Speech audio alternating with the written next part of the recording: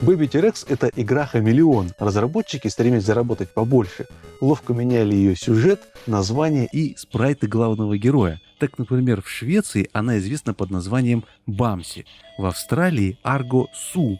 Ну а на моем картридже эта игра по мотивам мультфильма «Мы вернулись. История динозавра». Но все эти версии оставляют неизменным геймплей оригинального платформера Baby T-Rex. Мы играем за модного малыша T-Rex, который умеет крутить йо-йо, жонглировать и гонять на скейте, стоя на руках. Злой волшебник Ситрон верхом на стальном монстре похитил его девушку для каких-то опытов, и, конечно же, мы отправляемся в опасное путешествие, чтобы ее спасти. Сюжет не уступает по накалу страстей старичку Супер Марио. Однако и у Соника Ёжика разработчики тоже кое-что подсмотрели. Так, например, на спине малыша T-Rex имеются гребешки, очень похожие на иголки синего ежа. Геймплейная игра представляет из себя платформер.